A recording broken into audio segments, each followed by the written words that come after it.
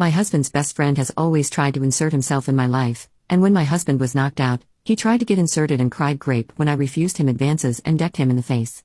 I, 35F, have been with my beautiful husband, 34 meters, for close to 10 years, and we have no kids as of now.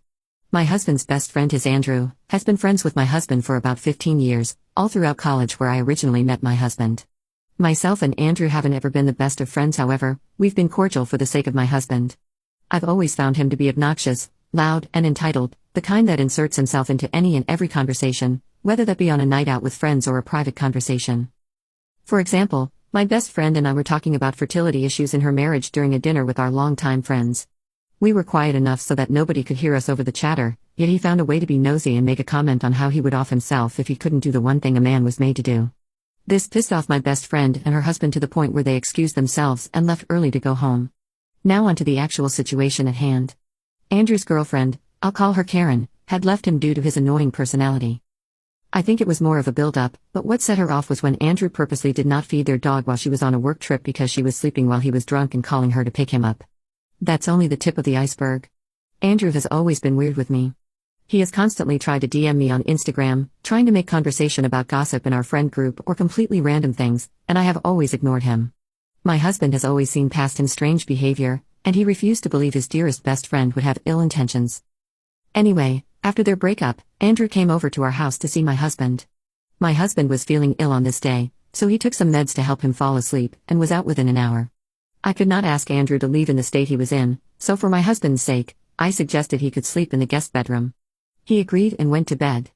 I was in the kitchen cleaning up after dinner, and he waltzed into the kitchen with nothing but underwear on. He acted shocked and claimed he didn't know I was still in the kitchen. I felt extremely uncomfortable and decided to call it a night. However, he started undressing and approaching me, telling me how my husband doesn't have to know and he's seen the way I've looked at him. I was completely baffled and told him he'd gotten the wrong idea and should be ashamed to do this to his own best friend while I tried to scurry out of the kitchen. However, he practically leapt in front of me and touched my peach through my leggings. Without a second thought, I hit him. I know I could have easily pushed him, but in the moment, I panicked and punched him in the face.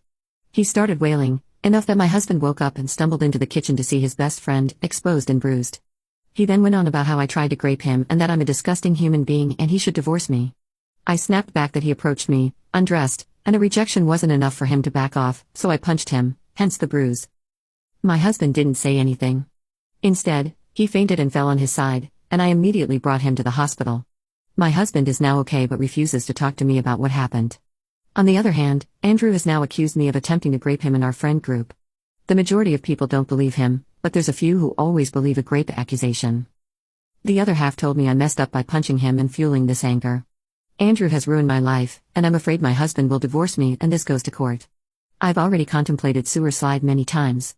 I don't know where to go from here. Edit.